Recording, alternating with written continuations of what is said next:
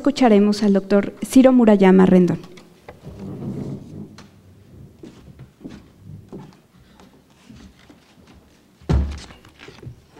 Muy buenos días. Quiero empezar agradeciendo a nombre del consejero presidente del Instituto Nacional Electoral, Lorenzo Córdoba, a los organizadores, a las doctoras María Amparo Casar, María Marván, a los directores del Instituto de Jurídicas de la UNAM, el doctor Pedro Salazar, y el director general del Centro de Investigación y Docencia Económicas por haber tenido la iniciativa de concebir el seminario que hoy se inaugura, y agradezco también la oportunidad de compartir el presidium con el magistrado presidente del Tribunal Electoral del Poder Judicial de la Federación, con los titulares de la Sala Regional Especializada, de la Fiscalía Especializada para la Atención de Delitos Electorales, Santiago Nieto, y con nuestro anfitrión, el abogado general de nuestra máxima casa de estudios. La celebración de este seminario, impulsado por el CIDE y la UNAM, evaluación de las elecciones 2015 y la reforma electoral 2014, diagnóstico y propuestas, es más que pertinente porque este año hemos concluido con la primera experiencia de realizar comicios con el nuevo marco constitucional y legal aprobado en 2014, y porque toda propuesta de cambio en el diseño institucional y normativo requiere como mínima condición de racionalidad y pertinencia de diagnósticos rigurosos, y no hay mejores espacios para la elaboración de análisis serios que los que generan nuestras instituciones públicas de educación superior. Contra el cliché de que nuestro país está sobrediagnosticado y de que lo que urge son cambios, sin preguntarse cuáles son estos, en los espacios de la academia como el que nos convoca, el diagnóstico es obligado e imprescindible. Por eso celebro que a lo largo de esta semana académicos y especialistas analicen los activos y pasivos del último ejercicio reformador en materia electoral. Para el INE, las elecciones de 2015 representaron la obligación de cumplir con nuevas atribuciones en un contexto complejo y en ocasiones adverso. La misión final era conseguir que cada ciudadano dispuesto a participar en la definición de los cargos de gobierno y de representación ejerciera su derecho político fundamental, el del sufragio, como en efecto ocurrió el pasado 6 de junio, en que tuvimos la mayor participación ciudadana en unas elecciones intermedias en lo que va del siglo. Por supuesto, hay mucho que discutir, para eso estamos aquí.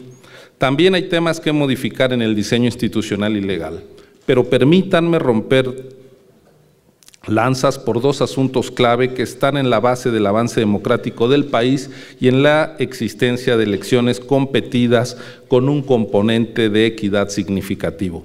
Me refiero, en primer lugar, al financiamiento público a los partidos políticos. Desde que en 1996 se definió que el financiamiento público imperara sobre el privado y se estableció una fórmula equitativa para su reparto, es que hemos tenido auténticas elecciones. A partir de 1997 se rompió la hegemonía de un partido en la Cámara de Diputados y ello ha ocurrido cada 3 años hasta la fecha. Después fue el turno del Senado. En las elecciones del 2000 y 2012 se produjo la alternancia en la presidencia, y qué decir de la elección de 2006, que fue la más competida y cerrada de la historia. El financiamiento público, transparente y equitativo en su asignación está en la base de esas contiendas genuinas. Retirarlo por completo causaría un daño a la equidad en la competencia electoral y haría que los actores políticos dependieran necesariamente del dinero privado, que en este país está en muy pocas manos. Tiene sentido discutir si los montos de financiamiento son adecuados, si no son excesivos, pero el legislador, si quiere modificarlos, tiene necesariamente que cambiar la Constitución, pues en su artículo 41 está la fórmula de cálculo que arroja los montos actuales. Y puede también modificar la Ley General de Partidos Políticos, que establece otro tanto de financiamiento público a los partidos en las entidades federativas. Segundo, el acceso de partidos y candidatos a la radio y la televisión a través de los tiempos del Estado. La compra de publicidad en medios electrónicos se volvió entre 1997 y 2006 el mayor disparador de la espiral inflacionaria en el costo de las campañas. Hacía de los actores políticos dependientes de su capacidad de negociación individual con los concesionarios y propiciaba su subordinación a estos.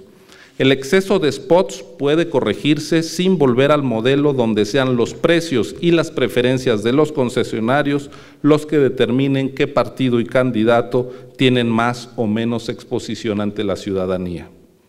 Para decirlo en una nuez, partidos con nulo o escaso financiamiento público y necesitados de ingentes cantidades de recursos para comprar su presencia en radio y televisión es una fórmula para que el dinero opaco y hasta delincuencial se haga inevitable en nuestra vida política. Mal camino, sin duda. Para concluir, permítanme transmitir una reflexión que es a la vez una preocupación. Apenas en 2014 se dio vida al Instituto Nacional Electoral, se le mandató a realizar la capacitación y la integración de mesas directivas de casilla en todas las elecciones que se realizan en el país, sean federales o locales. Se le ordenó también a fiscalizar la totalidad de las campañas, a realizar la distritación en las entidades y, entre otras cosas, a abrir el padrón electoral a los mexicanos residentes en el extranjero. Son nuevas tareas que el INE ya hace o está por desplegar, pues son su obligación constitucional. En las últimas semanas hemos leído una cascada de críticas contra el proyecto de presupuesto del INE, a pesar de que es 20% en términos reales inferior al de 2015 y de que solicita un 68% menos recursos para organizar comicios, pues en 2016 sí habrá elecciones en el 35% de los distritos electorales del país, que son los que conforman las 13 entidades que tendrán comicios, y de que es el presupuesto operativo que representa históricamente el menor peso del presupuesto público en un año posterior a elecciones federales. El presupuesto de operación del INE ahora equivaldría solo a 0.32%, insisto, del gasto público federal, el más bajo en la historia para un año posterior a elecciones federales. El INE no quiere que el gasto electoral crezca, pues la austeridad ya es condición de credibilidad de los comicios. Pero reconozcamos que si lo que nutre cada reforma electoral es el ingrediente de la desconfianza, no tendremos como resultado instituciones y procedimientos electorales más austeros y menos barrocos. De ahí que la decisión de la Cámara de Diputados sobre el presupuesto del INE no pueda ser ajena a las atribuciones que la Constitución le da a la autoridad electoral. Las necesidades financieras que se desprenden de cada obligación jurídica pueden y deben ser explicadas y documentadas por el INE para la deliberación parlamentaria. Por ello, el legislador no puede ignorar en su decisión presupuestal el modelo de organización de las elecciones ni los derechos políticos que la Constitución garantiza a los ciudadanos. Si se quieren revisar esas atribuciones, adelante. Si hay que hacer un INE más ligero, con menos tareas, bien.